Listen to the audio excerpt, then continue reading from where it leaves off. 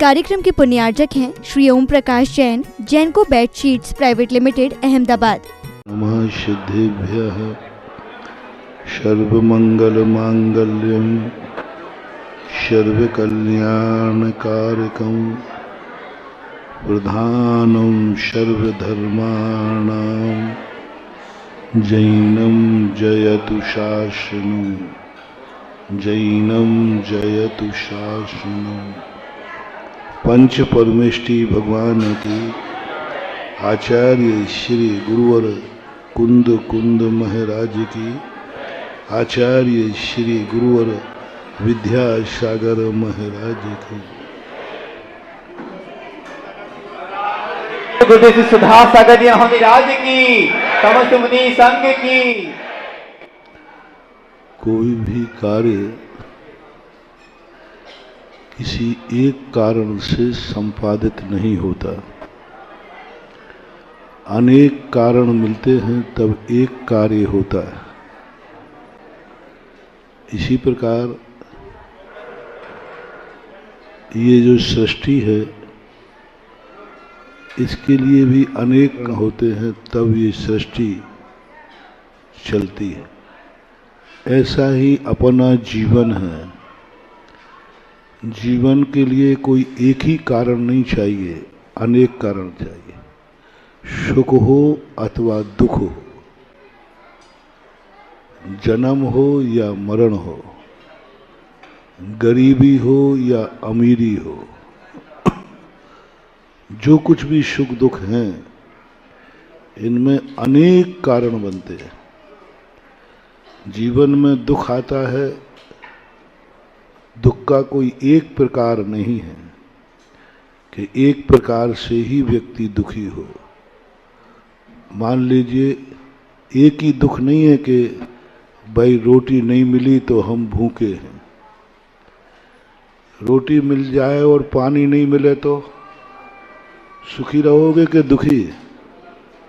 भरपेट खाने को खूब मिलेगा, पानी नहीं मिलेगा तो पानी का दुख। भोजन मिल गया, पानी मिल गया, लेकिन उसमें ऐसी स्थिति आ गई कि वो पच नहीं रहा है तो बीमारी का दुख। और बीमारी एक प्रकार की नहीं है, कितने प्रकार की बीमारियों से तुम दुखी हो। स्वस्थ हो मान लीजिए तुम तो धन से दुखी हो, गरीब हो। शरीर स्वस्थ है, खाने पीने को है, लेकिन आमद नहीं है, उससे दुख हो। आमद अच्छी है लेकिन पड़ोसी से दुखी हो। पड़ोसी अच्छा है तो रिश्तेदार से दुखी अब कोई रिश्तेदार ऐसा पड़ जाए जो कई बार बहुत परेशान कर देता है।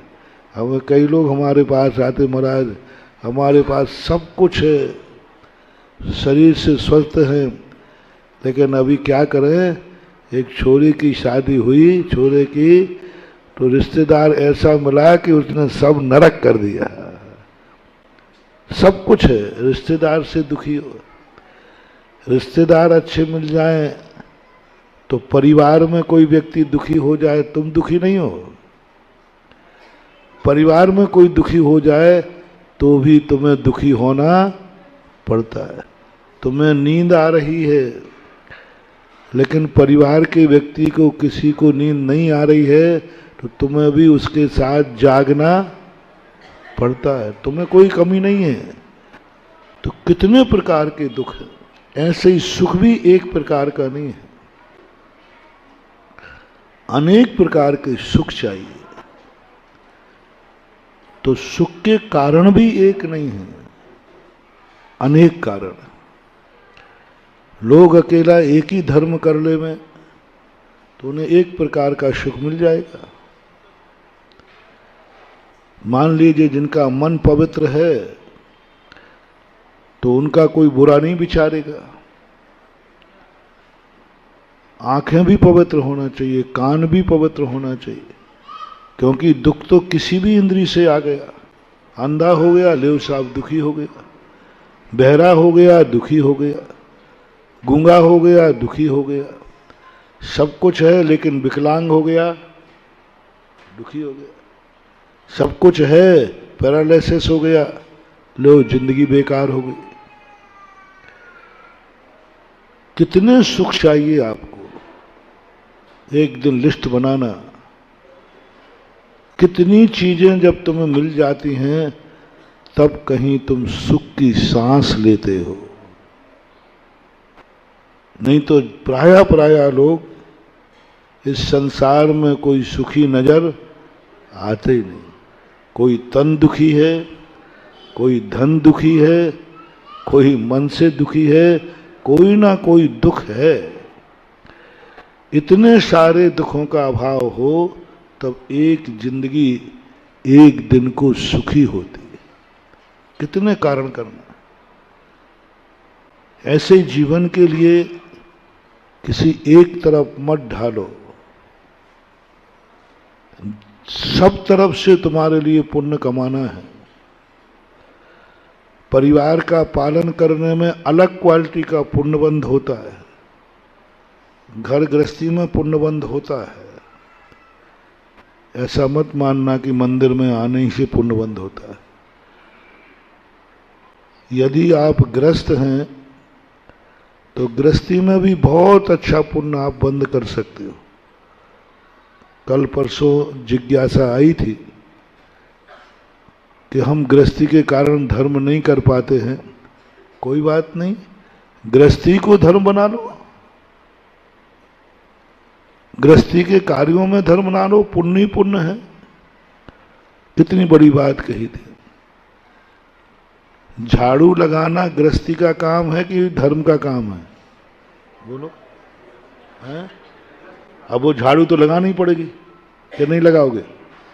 बिना झाड़ू के चल जाएगा कि नहीं? नहीं चलेगा। कोई बात नहीं। देखो हम उस झाड़ू में पुण्य बंधा रहे हैं, झाड़ू लगाते हुए पुण्य बंध। नया लेटेस्ट खोज है। 2-3 दिन पहले ही से खोजा है। झाड़ू लगाते हुए पुण्य का बंध। बस इतना है, झाड़ू लगाते हुए देख के झाड़ू लगाओ, पुण्य बंद हो गया, धर्म हो गया। देख के झाड़ू लगाओ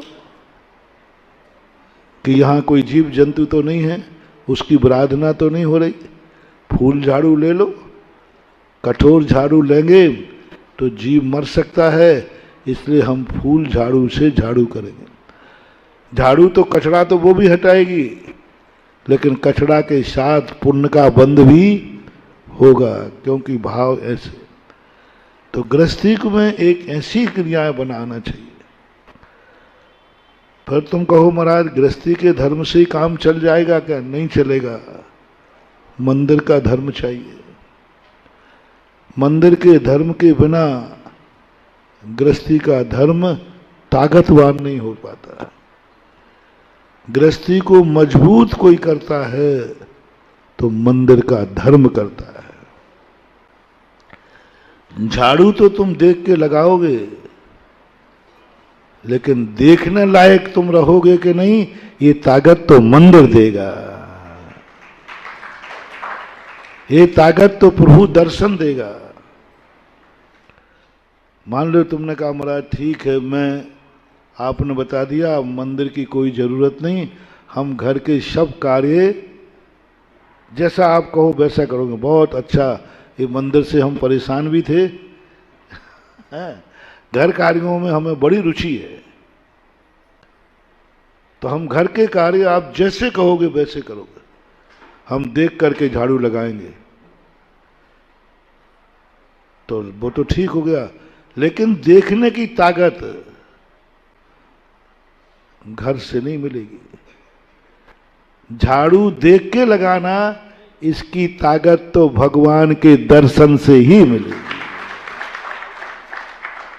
हम ये नहीं कह रहे हैं कि भगवान के दर्शन करने तुम आओ। हम ये कह रहे हैं कि भगवान के दर्शन करने से आंखों में ज्योति मिलती है, और ज्योति से तुम देखकर झाड़ू लगाओगे। ये दोनों का संबंध है। महाराज जी हम न्याय पूर्वक कमाएंगे, हम भक्ष खाएंगे, भोजन तो करेंगे, महाराज पूजन में मन नहीं लगता हमारा, भोजन में तो बहुत अच्छा मन लगता है कि नहीं? हाँ, वो तो लगता ही है भोजन का तो। और बनिया को तो भोजन दो ही, भूखा नहीं रह सकता बनिया, भोजन में बहुत मन लगता है। महाराज जी आप जैसा भोजन करोगे वैसा करूंगा, बस भूखा नहीं रहूंगा। तो भोजन करते हुए भी धर्म है, लेकिन तुम्हें मंदिर में पूजा करना पड़ेगी। बोले महाराज क्यों मंदिर आऊं? मैंने कह दिया ना, भोजन में आप जो कहोगे वही खाऊंगा, और हमें पुण्यबंध होना चाहिए, बिल्कुल होगा। लेकिन महानुभाव तुम भोजन करने लायक रहोगे कि नहीं, ये कौन गारंटी? ये घर से नहीं मिलेगा। भोजन करने लायक तुम रहोगे, ये तो भगवान की पूजा से ही मिलेगा। भोजन करते हुए पुण्यबंध बाद में है, लेकिन पहले भोजन करने लायक तो बनो। खा पाओगे कि नहीं? खाने लायक तुम्हारी स्थिति है कि नहीं? तुम पहचानने लायक रहोगे कि नहीं? वो पूजन से मिलेगा। नहाते समय बाथरूम में भी पुण्य का बंद, बिल्कुल लेटेस्ट खोजे है। मंदिर में पुण्य का बंद सुना, हम कहां बता रहे हैं? बाथरूम में पुण्य का बंद नहाते समय, जो कल प्रक्रिया बताई थी। बस इतना सा नियम करना है, सावधानी, छान कर पानी लो। जीवों की आराधना के समय ऐसी साबुन मत लो जिसमें चर्बी आदि हो। बस इतना सा करोगे तो वहां भी पुण्यबंद, लेकिन तुम नहाने लायक रहोगे कि नहीं रहोगे, ये कौन गारंटी दे? नहाते समय तो पुण्यबंद हो जाएगा, लेकिन तुम नहाने लायक रहोगे कि नहीं? ऐसी बीमारी हो गई कि नहा ही नहीं सको, नहाने लायक ही नहीं रहे। अब नहाते समय पुण्यबंध जब हो जब तुम नहाने लायक हो, और नहाने लायक वही व्यक्ति रहेगा जो भगवान का अभिषेक करेगा। देखना मैं कैसा जोड़ रहा हूं। नहाने लायक बनना है तो अभिषेक करना पड़ेगा, और नहाते समय विवेक रहा तो नहाते समय भी पुण्य का बंद कर लो। लेकिन वो पुण्य बंद की योग्यता यहां से मिलती है। कमाते समय पुण्य बंद, कल कहा था ना प्रश्न किसी ने कि महाराज हमारा कमाने में बहुत मन लगता है, तो क्या कमाने में पुण्यबंध नहीं है? है, बहुत पुण्यबंध। व्यापार को तुम विवेक पूर्वक करोगे, अच्छा व्यापार धंधा करोगे जो जैनियों को करने लायक है, तो तुम्हें पुण्य, व्यापार करते हुए पुण्यबंध होगा। लेकिन तुम व्यापार करने लायक रहोगे कि नहीं? व्यापार करने लायक तुम्हारी शक्ति रहेगी कि नहीं? तुम पूंजी बना पाओगे कि नहीं? तुम्हारी दुकान पे ग्राहक आएगा कि नहीं? कमाने लायक तुम्हें बनना है तो तुम्हें मंदिर में दान देना ही होगा। कमाने में पुण्य है, लेकिन कमाने लायक कौन बनाएगा? कौन बनाएगा इन हाथों को कि मैं जिस माटी को छूऊं वो सोना हो जाए, जिस धंधे में हाथ डालूं फायदा हो जाए? ये ताकत कौन देता है? अपन को प्रकाश कौन दे रहा है? ये हेलोजन लगाना, बल्ब। प्रकाश किससे आ रहा है? हेलोजन से। अपन को उजेला कौन दे रहा है? हेलोजन। लेकिन हेलोजन के पीछे जो नहीं दिख रहा है वो क्या है? और वो गायब कर दें तो? यदि करंट निकाल दो, बोले करंट की कोई जरूरत नहीं है, तो बल्ब का प्रकाश आ जाएगा? ऐसा ही अपन को संसार की क्रियाओं से तुम्हें सुख मिलता है, लेकिन उन संसार की क्रियाओं के लायक तुम्हें कोई करंट है तो वो धर्म बनाता है, देव बनाते हैं, गुरु बनाते हैं, शास्त्र बनाते हैं। धर्म करंट के समान दिखता नहीं है, करंट के समान दिखता, और करंट प्रकाश भी नहीं देता, प्रकाश तो बल्ब से मिलता है, सुख तो इंद्रियों से मिलता है, सुख तो तुम्हें घर में मिलता है, सुख तो तुम्हें भोजन में मिलता है, सुख तो तुम्हें पानी में मिलता है, सुख तो तुम्हें परिवार में मिलता है, सुख तो तुम्हें स्वस्थ होने में मिलता है, ये पक्का है। लेकिन इसके पीछे धर्म रूपी करंट है कि नहीं? धर्म रूपी करंट यदि खत्म हो जाए तो बल्ब लगा रहेगा लेकिन उजेला मिलने वाला नहीं है। यही गलती अपन लोग करते आए हैं, इसलिए सब कुछ चाहते हुए भी हम सुखी नहीं हो पा रहे, क्योंकि पीछे का धर्म हम उस लायक ही नहीं बन पा रहे हैं। हमारा पुण्य इतनी किस्मत नहीं है कि हम जिस धंधे में हाथ डालें लाभ ही लाभ हो जाए, क्योंकि हमने कभी दान दिए ही नहीं। दान इसलिए नहीं देना कि मुझे मोक्ष जाना है, दान इसलिए देना है कि तुम्हें व्यापार अच्छा चलाना है। किसान खेत में बीज इसलिए नहीं बोता है कि खेत हरा भरा हो जाए। नहीं, तुम लोग किसानी तो कोई करते ही होगे। नहीं, ये काला खेत बेचारा ठीक नहीं लगता, इसलिए बीज बो दो जिससे हरा भरा दिखने लग जाए। खेत को हरा भरा करने के लिए बीज बोते हो कि अपने भंडार भरने के लिए, फसल के लिए? बस इसी प्रकार ये दान पूजाएं जो हैं ये भगवान के लिए नहीं है, धर्म के लिए नहीं है, जिंदगी को हरा भरा करने के लिए ये बीज बोया जाता है। 2 दिन से जो आपको सिखा रहा हूं, थोड़ी कल्पना करो क्यों मैं 2 दिन से मेहनत कर रहा हूं। गर्मी है, मैं भी थकता हूं, मेरा भी गला, ऐसा नहीं है कि यहां कोई अमृत के नली झड़ी है तो एक टाइम भोजन पानी करने वालों की क्या हालत होती है, एक दिन करके देख लेना, और गर्मी और हो और उसमें बिहार और करना, तो भी उसके बावजूद भी हम लोग आपको सिखाते, बताते। क्योंकि तुम जो चाहते हो वो तुम्हें मिल जाए, इसकी कला मैं बता रहा हूं। तुम चाहते हो कि हमारी जिंदगी में कभी ऐसी गरीबी ना आए जिससे हमारे दैनिक कार्यों के खर्च लायक भी हम ना रहे। कई लोग कहते हैं ठीक है महाराज, इतना पैसा ना हो, अनाप शनाप, लेकिन इतनी जी जिंदगी में परेशानी ना हो कि हम बच्चों को पढ़ा लिखा भी नहीं पाए, इतना भी ना हो कि हमारे घर का मकान नहीं हो, इतनी भी दिक्कत नहीं हो कि घर के दैनिक खर्च चलाने में भी परेशानी आ जाए। ये सबकी भावना होती है। और यही बात मेरे मन में जागी कि जैन कुल में जन्म लेने वाला व्यक्ति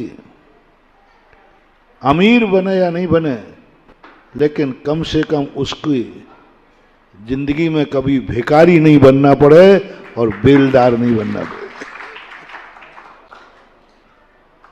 कम से कम जिंदगी में दैनिक खर्च जो हैं वे बने रहे।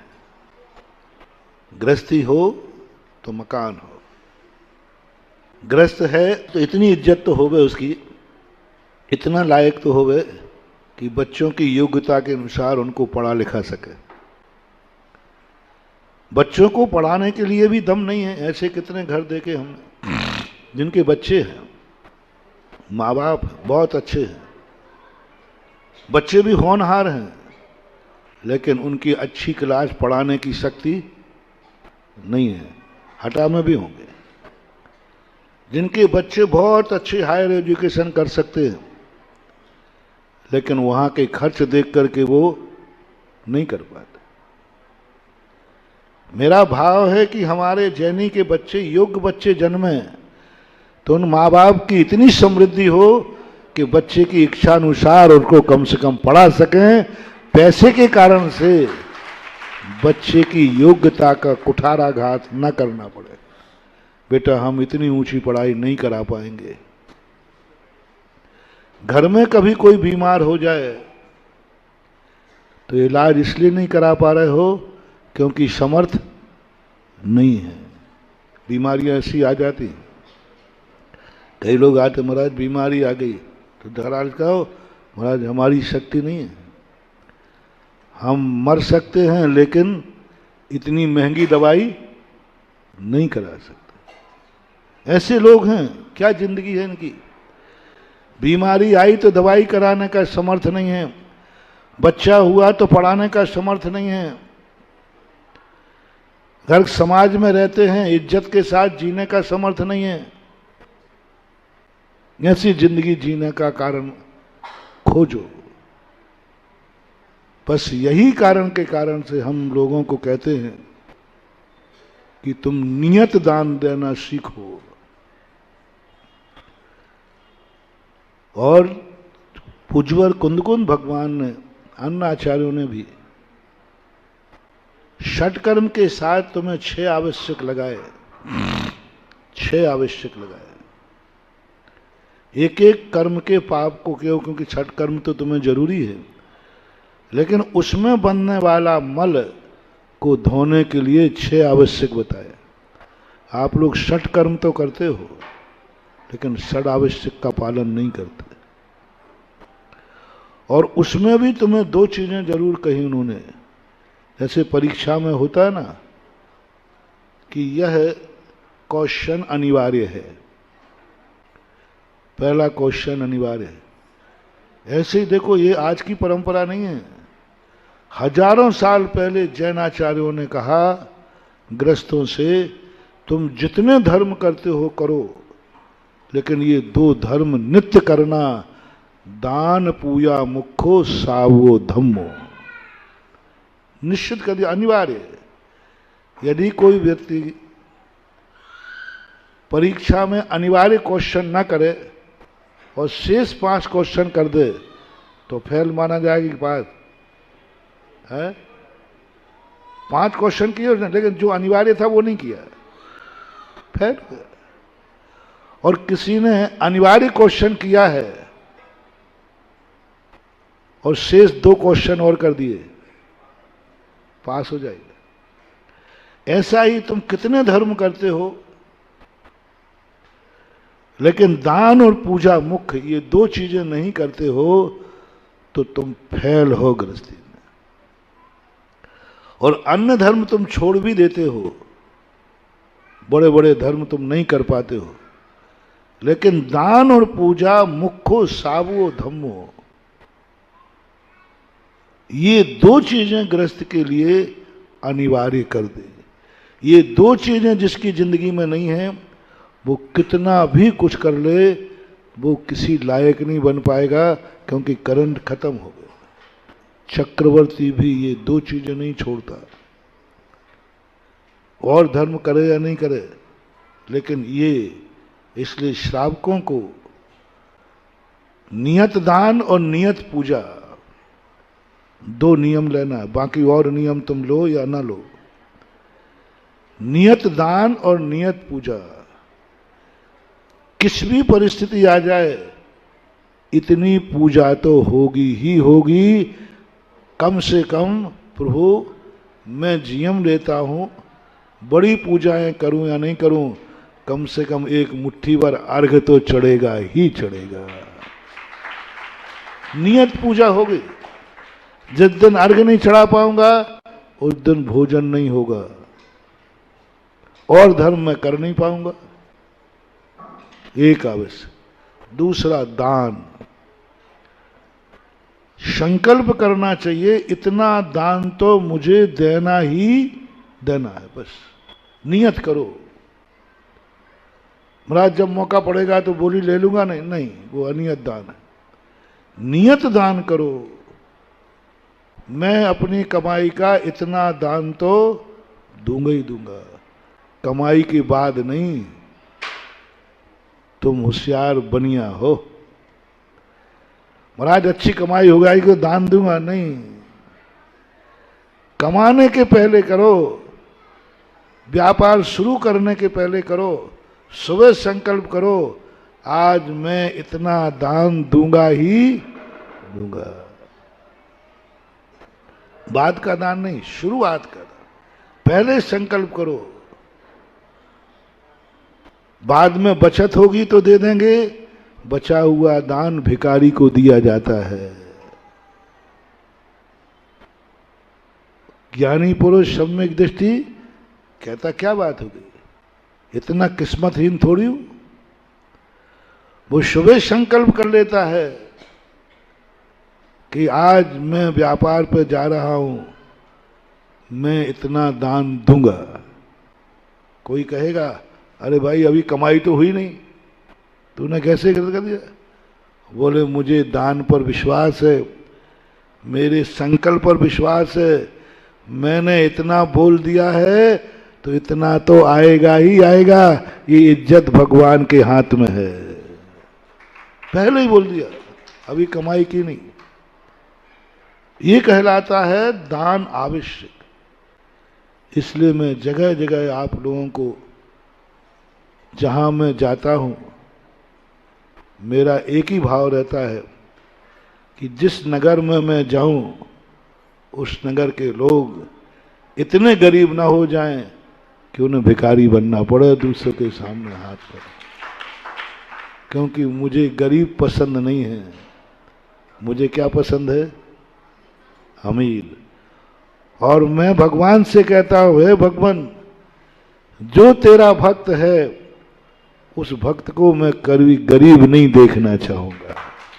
जो तेरा भक्त है, तेरे चरणों में आ रहा है, तेरी अर्चना कर रहा है, तो कम से कम उसका पुण्य जिंदगी चलाने लायक तो होना ही चाहिए। उसी नियत धारा में आज 2 दिन से हमने आपको नियत पूजन और नियत दान की प्रेरणा दी है। हर गृहस्थ इन 2 दिन के प्रश्नों को अपनी जिंदगी में रख ले तो वह संसार के कार्य करता हुआ भी उनके लायक बना रहेगा, उनकी योग्यता बनी रहेगी। मैंने तुम्हें बल्ब नहीं दिया, मैंने तुम्हें धन नहीं दिया, मैंने तुम्हें धन देने लायक बनाने की ताकत दी है। सरकार बल्ब नहीं देती, बल्ब किसका होता है? लेकिन करंट किसका होता है? और बल्ब तुम्हारा है, करंट सरकार का है, व्यापार तुम्हारा है, उस लायक बनाने वाला करंट हमारा है। वह करंट दे रहा हूं मैं, तुम्हें भोजन नहीं दूंगा, लेकिन भोजन खाने लायक तुम बने रहो, ये लायकी जरूर मैं तुम्हें दे दूंगा कि तुम भोजन करने लायक बने रहो, तुम भोजन करने की ताकत रख सको। भोजन तो तुम्हें कमाना पड़ेगा, भोजन तो तुम्हें बनाना पड़ेगा, क्योंकि कमाने और बनाने का मेरा त्याग है। लेकिन भक्त को मैं भोजन नहीं दूंगा, भोजन बना के नहीं दूंगा। माँ बाप नहीं हूं, मैं गुरु हूं। माँ बाप तुम्हें कमा के रोटी देते हैं, माँ तुझे बना के रोटी देती है, लेकिन गुरु ना कमा के देंगे और ना बना के देंगे, लेकिन आशीर्वाद के माध्यम से वो ताकत जरूर दे देंगे कि तू भोजन करने लायक बना रहे, भोजन करने लायक बना रहे। ये ताकत धर्म से मिलती है। लोग सोचते हैं हमें धर्म से क्या मिलता है, कोई रोटी थोड़ी दे दी धर्म ने। यही तो रहस्य है। भगवान की धर्म की क्रिया करने से रोटी तो नहीं मिली, लेकिन रोटी खाने लायक तुम बने रहे, ये मात धर्म की देन है। इसलिए 2 दिन से मैंने तुम्हें लायक बना दिया। जो लायक बन गए वे खुशी रहेंगे, और जो लायक नहीं बने तो लायक के आगे एक शब्द लगता है, वो तुम ही लगा लो। तो मैं लगाऊंगा, अच्छा नहीं लगेगा। लायक एक शब्द लगता है आगे, तो जैन कुल पाकर, जैन धर्म पाकर, मंदिर पाकर, गुरु का उपदेश पाकर के भी यदि तुम लायक नहीं बन पाए तो खुद अपने आप से ईमानदारी से खुद अपने नाम के आगे वो शब्द लगा लेना। कौन सा है वो? कौन सा है? ना। और लायक के आगे ना लग गया तो फिर समझ लो कि तुम्हारी क्या स्थिति होगी। सब कुछ तुम्हारे पास होगा, लेकिन तब उसके लायक ही नहीं रहोगे। क्या करोगे? भोजन सामने रखा है, खाने लायक नहीं, खाने लायक ही नहीं हो, सामने भोजन रखा है। पानी सामने रखा है, पीने लायक नहीं हो, डायलिसिस हो रहा है, क्या करोगे? इसलिए भगवान करे आज के बाद हटा में किसी जैन के आगे ना लगे, लायक ही लगा रहे। यही आशीर्वाद है। महावीर भगवान की जय। भारत देश की एक ऐसी विचारधारा है जिस विचारों में व्यक्ति का वर्तमान सोच, वर्तमान स्थितियां गौण हो जाती हैं। दुनिया में एक नीति चलती है, राष्ट्र नीति, राजनीति। भारत में 2 नीतियां चलती हैं, राष्ट्र नीति और धर्म नीति। दुनिया वर्तमान जीवन को जीने के संबंध में विचार करती है, लेकिन राष्ट्र की नीति या राजनीति हमारी वर्तमान जिंदगी को संभालती है।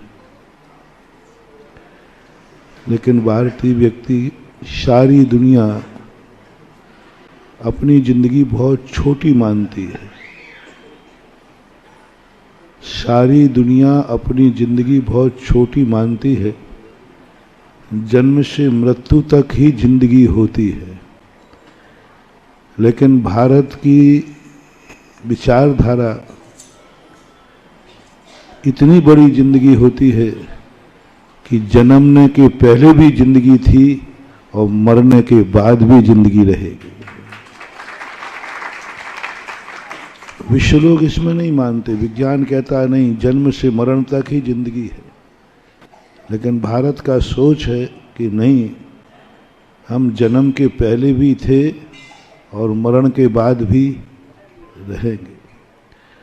और जब 3 के संबंध में विचार किया जाए, 3 युगों के संबंध में विचार राजनीति नहीं कर सकते, समाज नीति नहीं कर सकते, हम और आप नहीं कर सकते।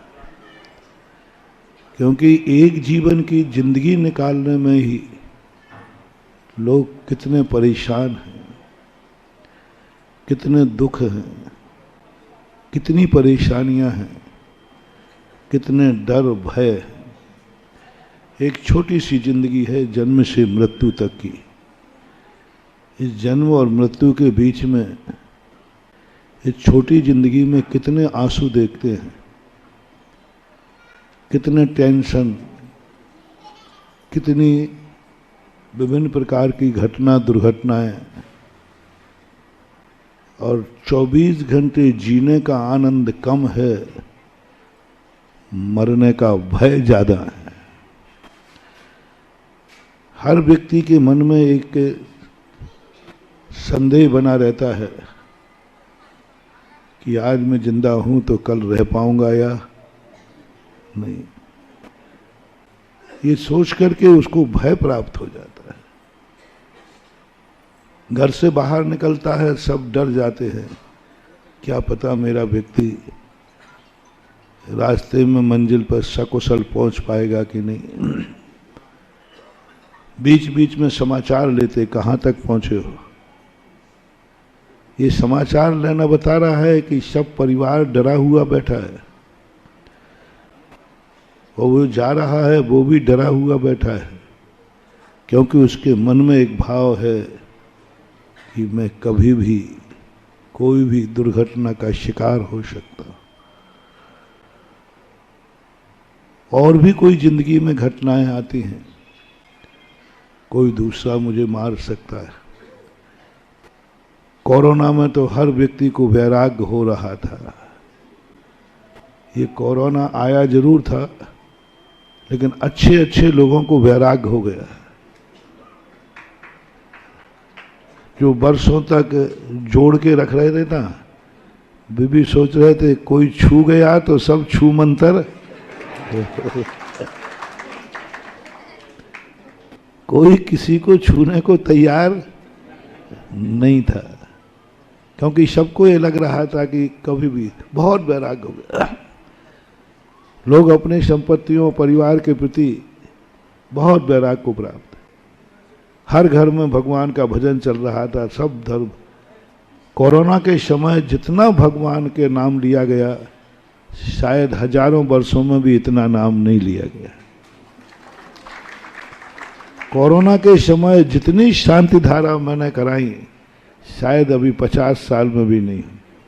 एक एक दिन में 100 शांति धारा कराता था। मैंने कहा कि भगवान ये धर्म कैसे बढ़ गया, लगता है आपका कुछ अतिशय हो गया। भगवान ने कहा अतिशय नहीं होगा, ये कोरोना का भय हो गया। कोरोना के डर के कारण लोग सोच रहे हैं जितना धर्म करना है कर लो, और धर्म ही बचा सकता है। अच्छे अच्छे नास्तिक आस्तिक बन गए, जो धर्म का नाम भी नहीं लेते थे वो आस्तिक। जो मंदिर नहीं आते थे उन्होंने शांति धाराएं कराई, उनके मन में बहुत वैराग्य भाव और धर्म के प्रति उनकी रुचि बनी। तो प्रकृति क्या करती है, धर्ममय बनाना चाहती है सृष्टि को, लेकिन लोग धर्ममय बनते नहीं हैं। अपराध से मुक्त करना चाहती है न्यायालय कानून, लेकिन वो लोग अपराध करना छोड़ते नहीं। सारा कानून इसलिए बनाया जाता है कि सब देश अपराध से मुक्त रहे, पुलिस हो, शासन हो या प्रशासन, लेकिन लोग अपराध नहीं छोड़ पा रहे, अपराध कर रहे। तो फिर एक व्यवस्था बनाई उन्होंने, न्यायालय ने, कि जो कानून से अपराध नहीं छोड़ सकते उनको पुलिस के डंडे से अपराध छुड़ाओ। जो अपराध कानून की अदालत में गुनाह कबूल कर पाए उसे पुलिस की रिमांडर पर कबूल कराओ, और ऐसा होता भी है। जो लोग मजिस्ट्रेट के सामने अपने अपराध कबूल नहीं करते और उनको 2-4 दिन के लिए रिमांडर पर भेज दिया जाए तो फिर वो हाँ साहब कर लेते। ये दूसरे प्रकार के अपराधी। 3 प्रकार के लोग हैं दुनिया में जो अपराध से भागते हैं कि मेरे से कोई अपराध ना हो जाए, मेरे से कोई गलती ना हो जाए, मेरे से कोई पाप ना हो जाए। वे हैं धर्मात्मा जीव, जो अपराध से भागते हैं, अपराध से डरते हैं, अपराध से दूर हो जाते हैं। ये सर्वोत्कृष्ट इंसान कहलाते हैं। इन्हें धर्मात्मा कहा जाता है। भागते तो सब हैं, पापी भी पाप करके भागता है और धर्मात्मा पाप करने के पहले भागता है। भागते तो दोनों ही हैं। धर्मात्मा का लक्षण क्या है? पाप से भागेगा, पाप के पहले भागेगा। एक बार एक किसी व्यक्ति ने कहा, महाराज जी ये जैनी लड़ने से क्यों डरते हैं? दूसरे के सिर फोड़ने में, फुड़वाने में क्यों डरते हैं? जैनी झगड़ा करने से क्यों डरते हैं? जैनी के पास पैसा है लेकिन ये अय्यासी क्यों नहीं करते हैं? शराबखोरी, नशाखोरी, जुआखोरी ये जैनी क्यों नहीं करते हैं? पैसा भी इनके पास है और दूसरे को झगड़ा करें तो झगड़ा कर सकते, बन गई सब कर सकते। जैनी यदि पाप करेगा ना, संसार में यदि जैनी पाप करने लग जाए तो पाप करने में गोल्ड मेडल जैनियों को मिलेगा। सबसे ज्यादा पाप करने में माहिर होगा जैनी, क्योंकि इसके पास अकल भी है और धन भी है। और पाप के लिए दो ही चीजें चाहिए। सबसे ज्यादा जैनी शराब पीवे तो सबसे ज्यादा जैनी लोग शराब पिएंगे, क्योंकि इनके पास पैसा है। जुआ भी सब कर सकते हैं। और झगड़ा करने में कायर मत समझो।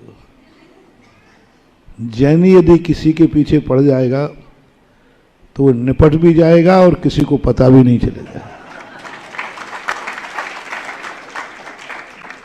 क्योंकि बनिया की अकल जो है थोड़ी तेज होती है। एक बार बीरबल ने पूछा, बादशाह ने पूछा, बीरबल सबसे अकलवान कौन है? बोले राजा साहब, बोले बनिया जाति अकलवान है। तो बोले कैसे कहा? बादशाह तो मुगल थे, इसको सिद्ध करो। बोले राजा साहब सिद्ध कर दूंगा, लेकिन आप चुपचाप बैठना। बोले ठीक। सब जातियों के लोगों को बुलाया और सबसे कहा, साहब राजा साहब को आपकी दाढ़ी की जरूरत है। तो सबने दाढ़ी दे दी उतार करके। अब बनिया को बुलाया गया, हो सकता है वो हटाका हो। तो कहा गया राजा साहब को तुम्हारी दाढ़ी की जरूरत है। अरे साहब दाढ़ी की क्या बात, कि गर्दन दे दूंगा राजा साहब को। बीरबल कहते सेठ जी गर्दन नहीं चाहिए है। बोले मैं कह रहा हूं बीरबल साहब गर्दन दे दूंगा राजा साहब को। अब गर्दन दूंगा तो दाढ़ी तो उसमें। तो बीरबल बोले भाई गर्दन नहीं चाहिए, कह रहा हूं ना मैं तो राजा साहब को दाढ़ी क्या गर्दन ही दे दूंगा। दाढ़ी की बात आई। बोलो दाढ़ी के बदले क्या चाहिए? तो जितने लोग थे सब लोगों ने दाढ़ी के बदले कहा नहीं साहब हमें कुछ नहीं चाहिए राजा साहब। तो इन्होंने कहा कि साहब राजा से क्या लेना, कुछ नहीं चाहिए मुझे। नहीं, बीरबल ने कहा कुछ ना कुछ तो लेना पड़ेगा, सबको कुछ ना कुछ दे। तो उन्होंने कहा देखो साहब ये दाढ़ी एक बार उतरती है, जब माँ मरी थी मुंडन होता ना, तो 500 कलदार खर्च हुए थे। फिर पिताजी मरे तो महंगाई बढ़ गई थी, 1000 रुपया हुए। अब आप तीसरी बार उतर रही है तो बीरबल जी साहब आप ही हिसाब लगा लो कितने का हो गया। तो अंत में जाकर 1500 मुहरों में तय हुआ। 1500 मुहरों में तय होने के बाद नाई पहले क्या है, ये जो तुम्हारा सावन वावन चलता है ये नहीं चलता था, पानी से गीला करते थे नाई दाढ़ी।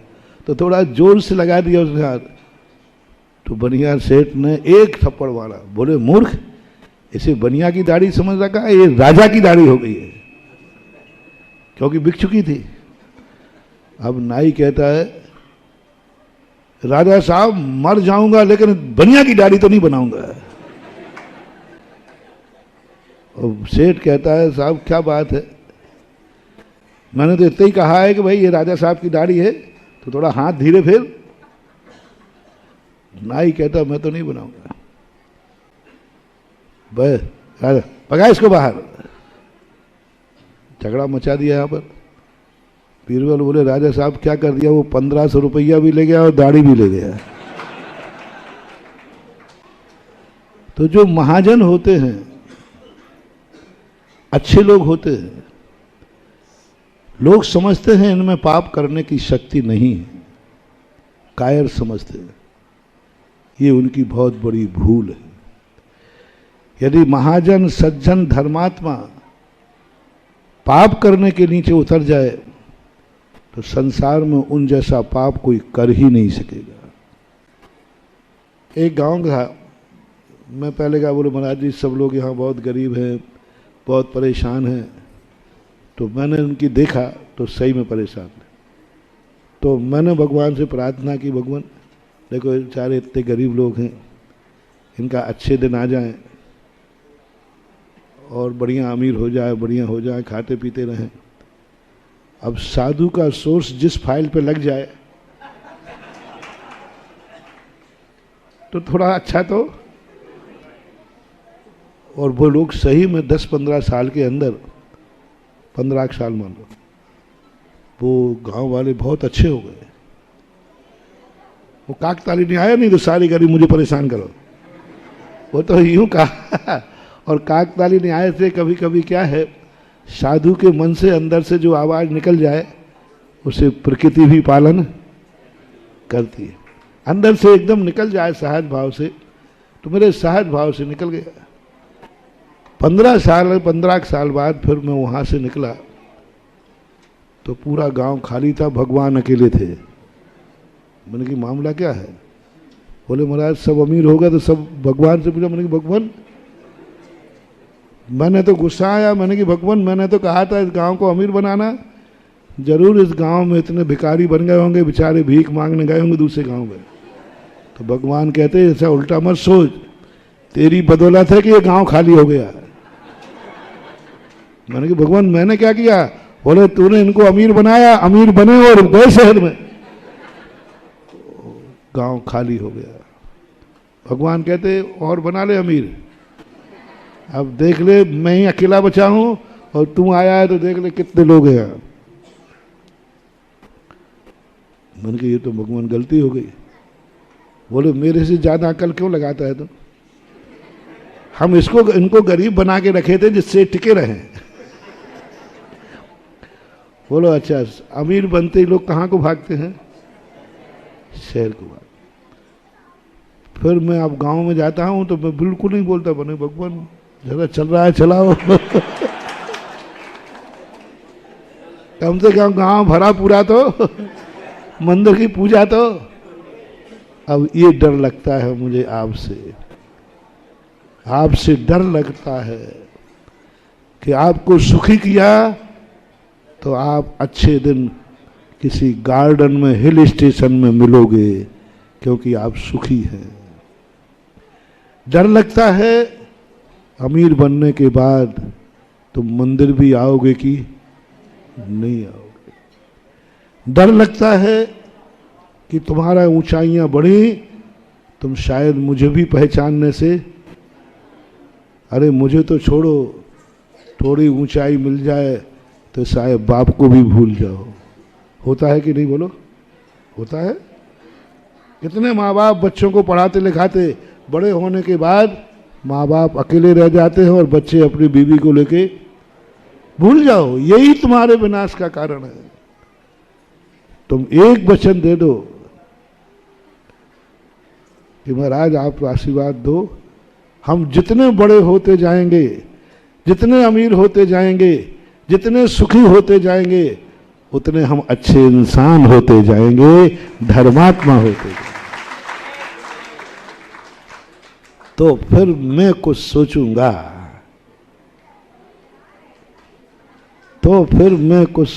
इनने कहा था ना अभिषेक, हाँ ऐसे ही गंदोदक नहीं दूंगा मैं, तुम गंदोदक दो, बाद में भगवान की मैं सुनूं। फिर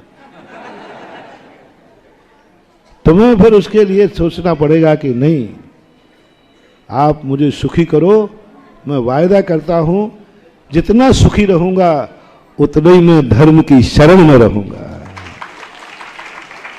कितना ही अमीरी बढ़ जाए, चक्रवर्ती बन जाओ, तो भी मैं प्रातः उठ करके प्रभु का अभिषेक किए बिना भोजन नहीं करूंगा, चाहे मैं कितना ही अमीर बन जाऊं।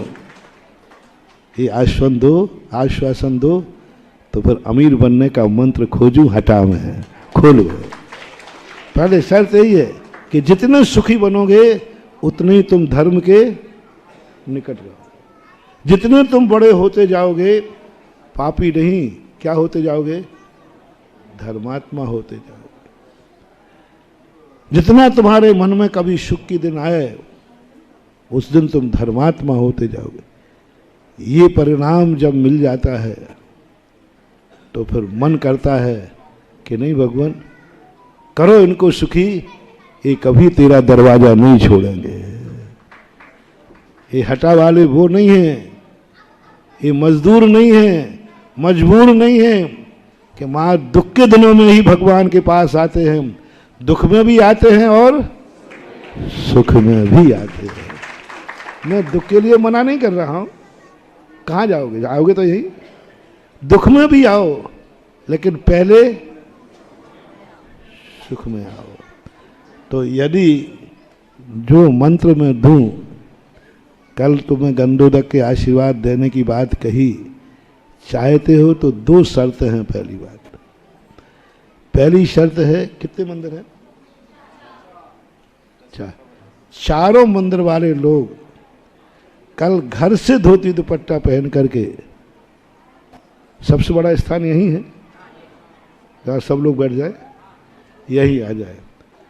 सारी समाज पूरे 8 वर्ष से लेकर 80 वर्ष का प्रत्येक बच्चा हटा का धोती दुपट्टा में उपस्थित हो, तो फिर देखो चमत्कार क्या होता है। देखो जबलपुर के ट्रस्टी बैठे हैं, आनंद बाबू, हनुमान ताल के क्या हाल है और लालगंज के क्या हाल है। सारे जबलपुर के मंदिरों के हाल देखो क्या है। जो मंदिर उजड़ने की कगार पे थे, वे आज तीर्थ क्षेत्र बन गए हैं। और आप लोग गंधोदक को बदनाम करते हो कि गंधोदक में आज कोई ताकत नहीं रही। गंधोदक तो सब कुछ वही है। आप गंधोदक बनाने की विधि और लेने की विधि भूल गए हो। तुम गंधोदक बनाते ही नहीं हो, मात भगवान को नहाते हो, भगवान को नहाते हो, मात अभिषेक नहीं करते, भगवान को नहाते हो। और भगवान को नहन करना यही सबसे बड़ा पाप है। भगवान को नहाते हो। गंधोदक और अभिषेक क्या होता है, कैसे अतिशय खत्म हो रहा है मंदिरों के, कैसे अतिशय कम हो रहा है गंधोदक का, उसके कारण क्या है? 2-2.5 घंटे लगेंगे। मैं कमरे से उठकर मंदिर में आऊंगा और सारी समाज मिली तो ठीक, नहीं तो फिर हाँ, या तो तुम्हें यहाँ रोकना है, फिर मैं पूरा समझाऊंगा, विधि बताऊंगा, और हो सकेगा यदि समय से तुम समझ गए तो फिर जितने लोग धोती दुपट्टा पहन के आएंगे, शांति धारा का गंधोदक मैं खुद उनके हाथों से उनके सिर पर लगाऊंगा। और ध्यान रखना, मेरे हाथ का गंधोदक जब मैं लगाता हूं, एक ही भावना बाता हूं, भगवान जिस माथे पे आज मैंने गंधोदक लगाया है, जब तक ये भगवान न बने तब तक इसके सिर पर गंधोदक लगता रहे। यानी वो जिनेंद्र के कुल को प्राप्त करता रहे, ये भावना मैं भाकर के गंधोदक लगाता हूं। तो यदि होना है तो कल सोचूं, अन्यथा आपका हटा आ गया, मैं हटा में आ गया, आपने वेलकम किया, हमने आशीर्वाद दिया, मामला खत्म, निपटारा पूरा हो गया। 8 वर्ष देखो, कोई घर में रुका तो फिर इसका साइड इफेक्ट बहुत खतरनाक होता है। हाँ, मैंने ये भी देख लिया, क्योंकि मैं पूरी समाज का संकल्प करता हूँ। मेरी कोई भी क्रिया होती है सगुन से होती है, और मैं संकल्प करता हूँ कि आज जो बता रहा हूँ भगवान पूरी टाटा समाज के लिए बता रहा हूँ। अब उस समय यदि तुम घर में रहे और कोई साइड इफेक्ट गड़बड़ हो गया तो बाद में मेरे पास रोते हुए मत आना, कराना हो तो कराओ, मेरी दवाई साइड इफेक्टेड है। मंदिर के अंदर आने वाले धोती दुपट्टा पहन के आएगा, उसको कोई साइड इफेक्ट नहीं होगा, ये गारंटी मेरी है।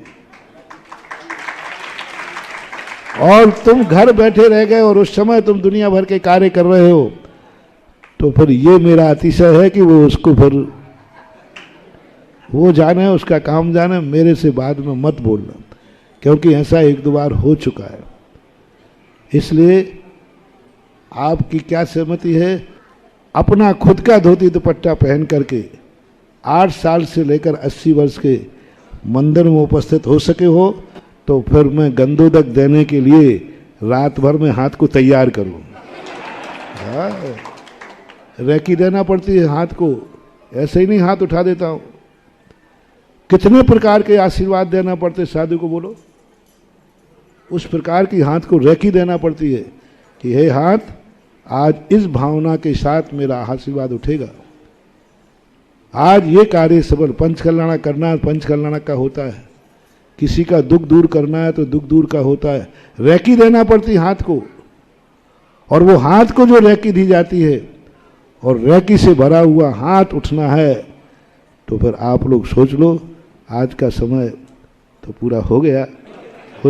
तो बोलो, सबसे पूछ लो क्या करना है, बोलो, हाथ उठा के बोलो सब,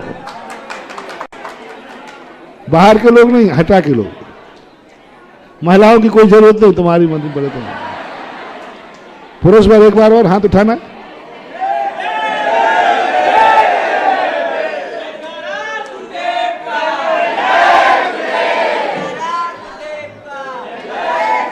अब सारे जैनियों को जो यहाँ नहीं हो भी, उनको भी कह देना, जिनकी महिलाएं बैठी हों, आप भली नहीं आए, आपका पुरुष वर्ग, बेटा, भाई, पति, पिता, उनको धोती दुपट्टा पहन करके मंदिर भेजना है। कल टाइम क्या रखा है? हाँ, ध्यान रखना, लेट नहीं होना, नहीं तो अप्रैल फूल हो जाएगा। महावीर भगवान है। इस कार्यक्रम के पुण्यार्जक थे श्री ओम प्रकाश जैन, जैन को बेडशीट्स प्राइवेट लिमिटेड, अहमदाबाद।